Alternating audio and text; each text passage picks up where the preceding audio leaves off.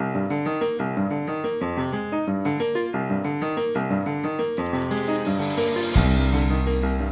gracias también, igual que mis colegas, a Voces, y a José y a Vero, ¿no? por la invitación. Antes de empezar, intentar después no repetirme un poquito, y después te voy a mandar un poquito al frente, Vero, ahora vemos por qué.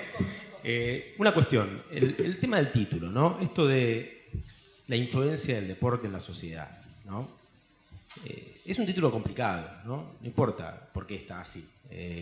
Pero suena un poquito a... yo diría, nosotros estamos hablando acá de los aportes de las ciencias sociales sobre deporte en la sociedad. Porque si no, suena mucho un poquito, o por lo menos a mí, a sentido común, ¿no? Digamos, a pelearnos un poquito con esta idea de que en realidad hay cosas que están separadas de la sociedad, ¿no? Y que no forman parte de ellas y influyen sobre la sociedad. No escuchamos habitualmente decir la influencia de la economía sobre la sociedad o la influencia de la política sobre la sociedad. No lo oímos eso. Entonces, ¿por qué la influencia del deporte sobre la sociedad? Pero no digo esto con ánimo de criticar el título en absoluto, sino de quizás decir algo para después retomar, en base a los trabajos, esta discusión, ¿no? Para nosotros el deporte está dentro de la sociedad, entonces no lo refleja, no influencia sobre la sociedad porque forma parte de él, ¿no? También escuchamos habitualmente decir el deporte es un reflejo de la sociedad y no estamos de acuerdo, la mayoría de los que estamos aquí con esa idea. No refleja la sociedad, es parte de la sociedad. Por lo tanto, difícilmente puede influenciarla también, ¿no? Pero bueno, esto como una idea para retomar después. Y me parece que lo que hacemos es aportar desde las ciencias sociales, ¿no? Gracias, Carolina, por nombrar la sociología del deporte varias veces, y no la antropología. Pero la verdad es que es las ciencias sociales, estamos hablando de ciencias sociales. Entonces, empiezo comentando brevemente lo que yo propuse para el texto, ¿no?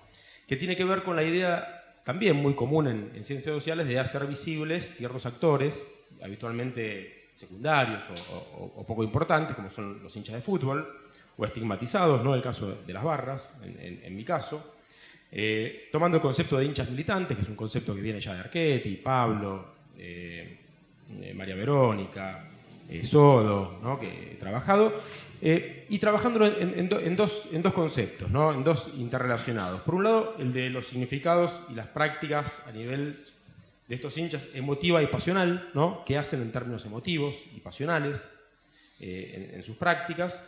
Y en segundo nivel, en el nivel político, que hacen en la práctica política.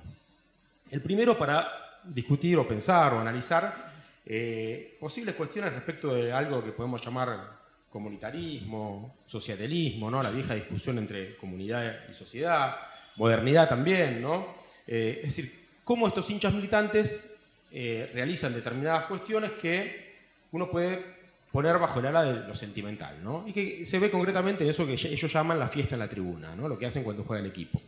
Esos breves minutos en los cuales, tal vez en 5 o 8 minutos, ellos dedicaron horas y horas durante el día y uno dice, estos muchachos están locos, que para una cosa que dura 5 minutos le dedican horas de su vida, que además es algo que no tiene retribución más que sentimental, ¿no? No hay retribución de otro tipo. Y la segunda cuestión es esta que yo decía, del pasaje de estos hinchas ya a la política, ¿no? Cuando estos hinchas, como es el caso de River Plate, que hay otros casos de otros clubes donde no ocurre lo mismo, dan como un paso a la acción política, ¿no? Y la acción política tiene que ver con las estructuras políticas de un club, con cómo se organizan, cómo se vinculan con la vieja o la tradicional política, cosa que María Verónica también trabajó mucho para el caso de Independiente, con los empleados del club, con las estructuras jerárquicas, si hacen una agrupación política, un movimiento político, ¿no? Todo ese tipo de cuestiones que son fundamentales en nuestro modelo del club como asociaciones civiles sin fines de lucro, ¿no? Y son fundamentales también para discutir un tipo de sujeto que pasa a tener un compromiso político, una militancia política con determinadas características. Estamos pensando en militancias políticas en este sentido. Bien, además implica discutir la sociabilidad, que también hay otros colegas trabajando lo mismo en los clubes, los modelos de gestión, ¿no? Ahora, yo doy un paso atrás o un paso al principio y digo,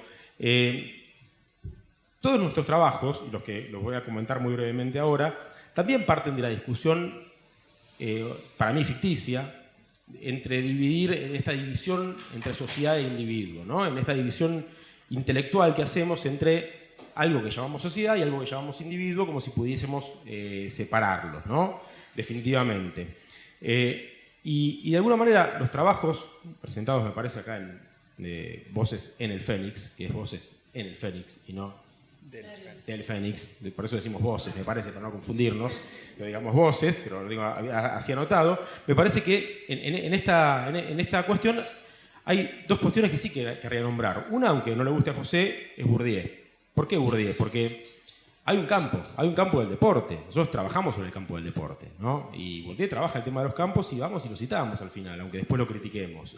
Y hay un texto, uno de los pocos textos de Bourdieu sobre deporte, donde habla de la necesidad de construir un campo también en el deporte. Más allá de que después discuta los vínculos con las posesiones sociales, ¿no? y de clase, en el texto, en otro texto, no importa. Entonces Bourdieu, por un lado, nosotros trabajamos en un campo que es el campo del deporte, nos guste o no nos guste.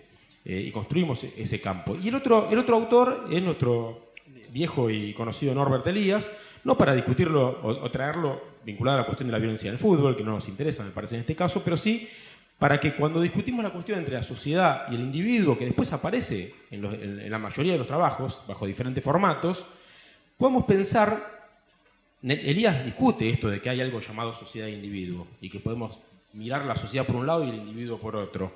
Y lo piensa en términos interrelacionados, no separa ese concepto intelectual.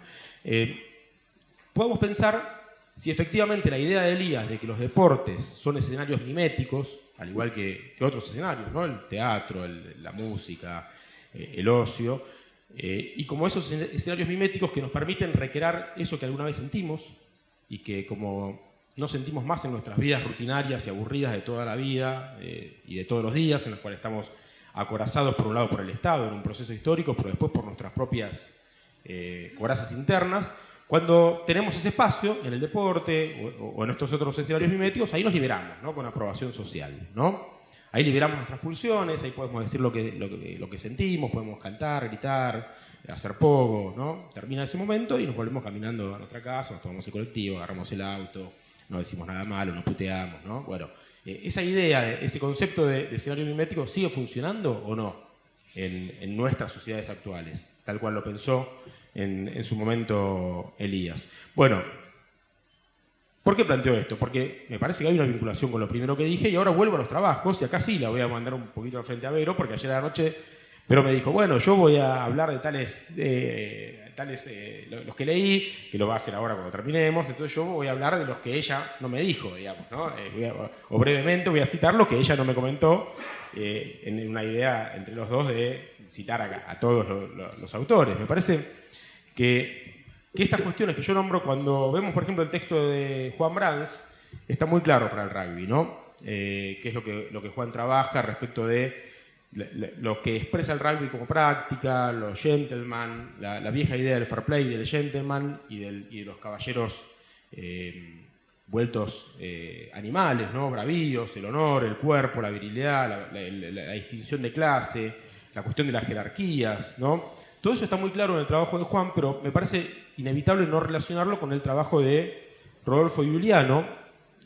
¿Por qué? Porque Rodolfo se plantea, no lo dice en el texto, pero él trabajó sobre el golf, se plantea cómo volver a vincular el deporte y las clases sociales. Juan lo hace en un sentido, y Rodolfo lo plantea directamente en términos teóricos, ¿no? ¿Por qué? Porque dice, bueno, si queremos salir de las cuestiones estructurales, de vincular deporte y clase social de una forma, digamos, clásica, hay que pensarlo en términos, dice él, de lo que él va a llamar disposicionalista. Es decir, tratar de pensar, de salir de un clasismo rígido y abordar el deporte como una parte de un estilo de vida en el cual los sujetos lo que hacen es guardan correspondencia, de alguna manera, profunda con el resto de sus preferencias, digamos, ¿no? El jugar al rugby, no lo dice Giuliano, pero lo dice en el texto, tendría que ver no con una referencia de clase económica, sino con una referencia de sujetos que tienen una serie de preferencias alimentarias, de vestimenta, musicales, que son congruentes entre sí, ¿no? Entonces, como para pensar esa cuestión. Pero me parece central pensar el tema del deporte y clase social, ¿no? Y como lo dice Rodolfo, requiere de prueba empírica, ¿no? Todo esto es muy lindo, pero requiere mostrarlo, como lo hizo él con el caso del golf, de una indagación absolutamente empírica. Otra cuestión que aparece en varios trabajos y varias dimensiones, como es lógico, es el tema del cuerpo, ¿no? Y la actividad física. Lo nombraron recién los colegas Alejandro Rodríguez, cuando trabaja el tema del running, del gimnasio y el del CrossFit, que está tan de moda. Alejandro dice que corre un poco la palabra deporte, dice que son técnicas corporales. Quizás habría que rediscutirlo, me parece a mí, porque dice que son técnicas corporales porque es una competencia con uno mismo, y el deporte también es competir con uno mismo, me parece. Pero más allá de eso, en realidad me parece que lo interesante es que Alejandro lo que dice es que hay un nuevo modo de individuación con estos deportes, ¿no? Que hay un individuo que es congruente con el neoliberalismo, y saliendo de la tontera, digamos, del neoliberalismo, efectivamente lo que hay son formas y prácticas de individuación que pueden tener mucho que ver con nuestras sociedades actuales, ¿no? Y eso se ve en el gimnasio, en el running. También me parece que la cuestión de la emoción eliasiana, aunque Carolina no lo nombre, está un poquito en el texto de Carolina, ¿no? Aunque no esté Elías, porque la emoción eliasiana también pasa a través de la televisión. También la gente se emociona con una película, siente que estuvo enamorado alguna vez, llora, ¿no? Porque recuerda cuando ve la película de amor que estuvo enamorado, y después cuando se le seca las lágrimas se va y vuelve a su vida rutinaria de todos los días, donde no llora, no está emocionado. Bueno, con los Juegos Olímpicos también nos emocionamos, ¿no? Esos 21 días. Entonces, aunque no esté nombrado Elías, está en el texto de Carolina, me parece también. Y está mucho más claramente, ¿no? en algunos de los otros textos. Y también está, me parece, en el texto de Ferretti, cuando directamente lo que toma no es Elías, pero sí la idea de los megaeventos y el desarrollo urbano, las sociedades deportivas, los espacios públicos y también los cuerpos en el deporte, ¿no? Hay un texto que me resultó a mí personalmente muy interesante porque no está trabajado, que es el de Federico Celi y Diego Mursi, que comparan la cuestión de la formación de los jugadores de fútbol juveniles en 3 países distintos, Argentina, México y Francia, y me parece que lo que ellos pretenden, o lo que muestran por lo menos en el texto, es entrecruzar las prácticas concretas y los sentidos que hay en cada lugar respecto de formar un jugador. Los sentidos, imagino que entre comillas de arriba y también de abajo, ¿no? Desde los jugadores mismos, desde quienes forman y desde quienes se forman, ¿no? Cómo se gestiona, dicen ellos. Cuáles son las configuraciones alrededor de la formación de los jugadores de fútbol.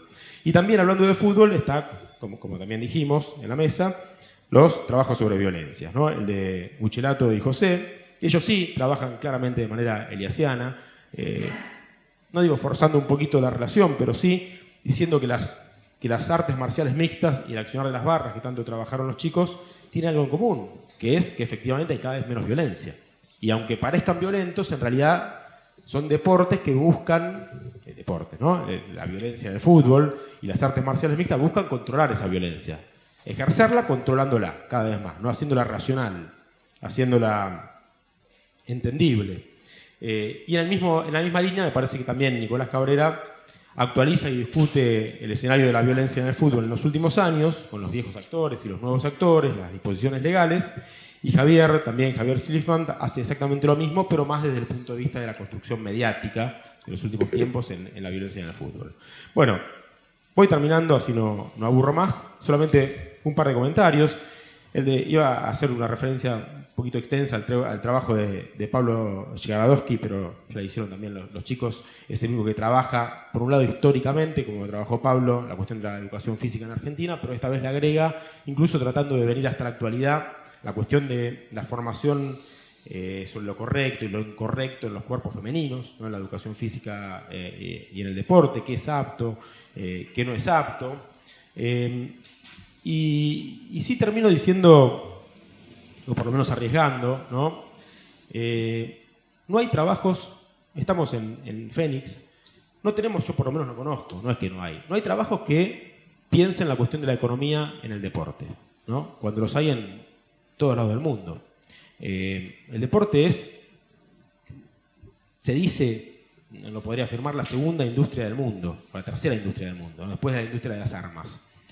Lo que sí es seguro es que atraviesa transversalmente todo el resto de las industrias, ¿no? Interviene en el turismo, interviene en la industria textil, en la comunicacional, en la de la construcción, ni que hablar del tema de la salud, ¿no? Porque hay vínculos con la salud poblacional, con el deporte. Y no tenemos trabajo, o por lo menos en la Argentina me parece, que vean cuáles son los números sobre la economía que produce la actividad del deporte. Que justamente por no ser ajeno a nada, tiene la cuestión de que es un concepto tan polisémico que a veces nos cuesta tanto, en nuestro interés por definirlo, nos cuesta mucho definirlo de tan amplio que es, ¿no? Y ahora sí, concluyo diciendo solamente que me parece que estos 15 trabajos nos hablan de algunas cosas que tenemos que, como dijo Carolina, seguir trabajando, ¿no? ¿Cuáles son y cómo son, por ejemplo, los cuerpos del deporte? Si son cuerpos de la modernidad o no. ¿Cuáles son los valores que sustentan esas prácticas deportivas? Si podemos seguir pensando a los deportes como espacios miméticos de liberación de pulsiones, ¿no? Retomando Elías, como decíamos antes, si son la otra cara de una misma moneda, ¿no? De estas vidas llenas de restricciones que llevamos todos los días, ¿no? De rutina, de autorrepresión. ¿Continúan permitiendo el ascenso social los deportes? ¿Siguen siendo teniendo el viejo concepto de permitir el ascenso social en sociedades desiguales y opresoras? ¿Son deportes democráticos? ¿No? ¿Mantienen ese núcleo duro vigente? ¿Y cómo? Bueno, nada, me parece que de todo eso también nos hablan estos 15 trabajos y ahí radica, me parece, buena parte del aporte que pueden tener. Muchas gracias.